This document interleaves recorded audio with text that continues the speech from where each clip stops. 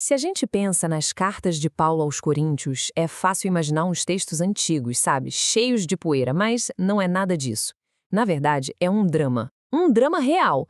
É um olhar assim, sem filtro nenhum para uma comunidade que era super vibrante, cheia de gente talentosa, mas que ao mesmo tempo era um caos completo.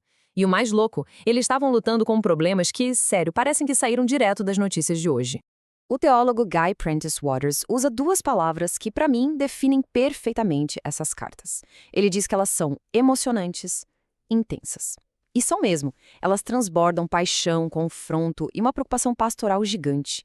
Isso aqui não é uma discussão teológica fria, acadêmica. É uma intervenção, de verdade. E aqui está o ponto central.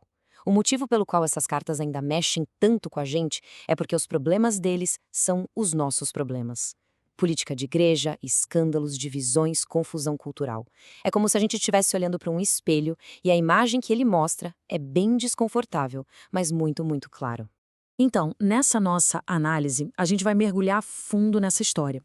Vamos começar entendendo o cenário de Corinto, depois explorar essa relação super tumultuada do Paulo com a igreja, analisar a mensagem principal de cada carta e, claro, no final, trazer as lições para os nossos dias. Ok, vamos preparar o terreno. Corinto não era uma cidadezinha qualquer. Pelo contrário, era a capital romana da Acaia, um centro cosmopolita, riquíssimo, super movimentado. Era uma verdadeira encruzilhada de comércio, de cultura, de religiões, um caldeirão de influências borbulhando. E bem no meio dessa cidade vibrante, a igreja que tinha acabado de nascer estava implodindo. Tinha partidarismo em torno dos líderes, imoralidade sexual das mais pesadas, gente levando o irmão para o tribunal, um caos total na hora do culto e até negação de doutrina central como a ressurreição. Era uma bagunça, mas uma bagunça completa. Agora, um detalhe técnico, mas que é super importante. Como é que a gente sabe de tudo isso? Teólogos como Kruger usam uma técnica chamada leitura no espelho. A gente não tem as cartas que os coríntios mandaram para o Paulo, entende? Então, a gente precisa reconstruir as perguntas e os problemas deles a partir do que o Paulo responde. É tipo ouvir só um lado de uma ligação e ter que adivinhar a conversa inteira. E bem no centro dessa confusão toda está o cara que fundou a igreja, o apóstolo Paulo.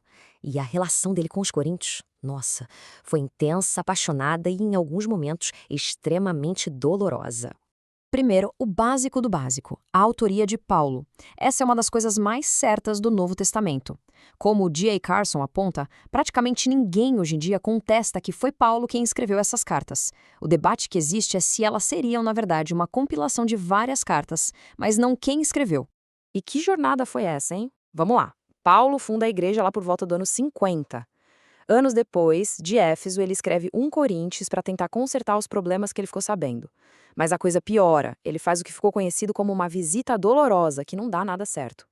Depois, manda uma carta severa, que talvez tenha se perdido ou alguns acham que é parte de 2 Coríntios. E aí, finalmente, depois de receber boas notícias de Tito, ele escreve 2 Coríntios, uma carta que é ao mesmo tempo de reconciliação e de defesa. Agora, tem uma questão fascinante que tanto Carson quanto Kruger abordam, que é essa da integridade das cartas. Por causa da mudança de tom, que é muito brusca, especialmente em 2 Coríntios, que vai da reconciliação para uma defesa ferrenha, alguns estudiosos propuseram que o livro é tipo uma colagem. Mas, como os dois autores mostram, o fato decisivo é que não existe um único manuscrito antigo que apresente essas cartas divididas. A evidência externa dos textos que a gente tem apoia de forma esmagadora a unidade delas, do jeito que lemos hoje. Então, vamos para a primeira carta. Se a gente pudesse resumir 1 Coríntios numa frase, seria essa: Paulo tentando colocar ordem na casa. Ele está tentando trazer a lógica do evangelho para o meio do caos cultural que tinha invadido a igreja. Esse slide aqui mostra bem o choque de 2 mundos. A cultura de Corinto, que bebia muito da tradição dos sofistas gregos, valorizava status, poder, uma retórica bonita e impressionante. Paulo chega e joga um balde de água fria nisso tudo com a loucura da cruz. Uma mensagem sobre um Messias crucificado que valoriza o serviço, a verdade simples e que encontra força na fraqueza. Como Carson destaca, para o mundo greco-romano, a ideia de um salvador executado da forma mais humilhante possível era um absurdo.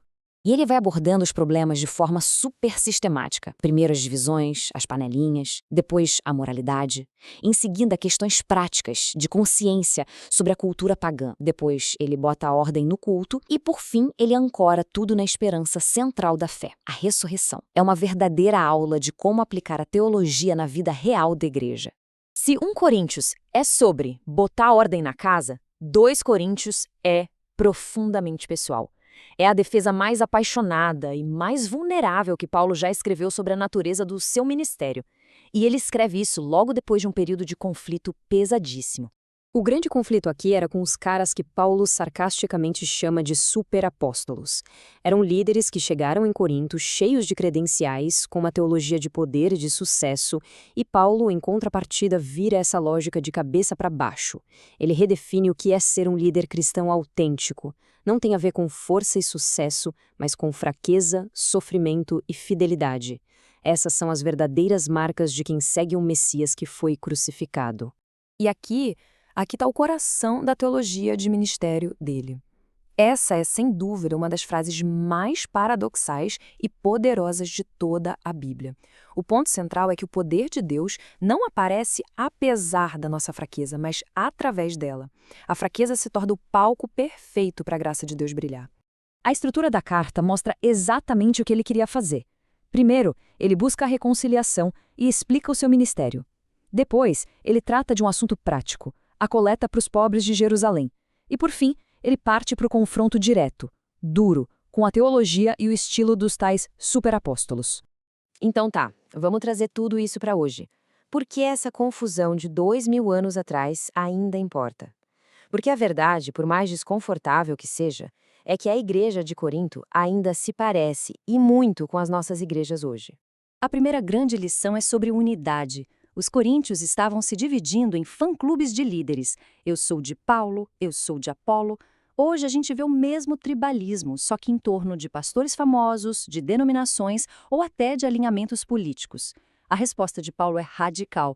A nossa identidade não está em nenhum líder humano, mas somente em Cristo e este crucificado. A segunda lição é sobre santidade. Corinto era uma cidade portuária, com uma moralidade, digamos, bem flexível. Paulo não diz para a igreja fugir do mundo, mas para ser uma contracultura dentro do mundo. Isso fala diretamente ao nosso desafio hoje de viver de uma forma diferente, sem se isolar e sem se tornar irrelevante. E, finalmente, a lição mais contraintuitiva de todas: o poder que vem da fraqueza. A crítica de Paulo aos superapóstolos é, na verdade, uma crítica a uma teologia da glória. Aquela focada em poder, em sucesso que todo mundo vê, em carisma. No lugar disso, ele oferece uma teologia da cruz, que diz que a verdadeira força espiritual e a liderança de verdade se parecem com Cristo, sacrificial, vulnerável e poderosa justamente na fraqueza, e não apesar dela. E tudo isso nos deixa com uma pergunta para a gente pensar. Olhando para as nossas comunidades, com as nossas próprias versões de divisões, de jeitinhos culturais, das nossas ideias de sucesso, o que Paulo diria? Quais são os pontos cegos que ele iria expor? E como ele nos chamaria de volta para a simplicidade e para o poder da loucura da cruz?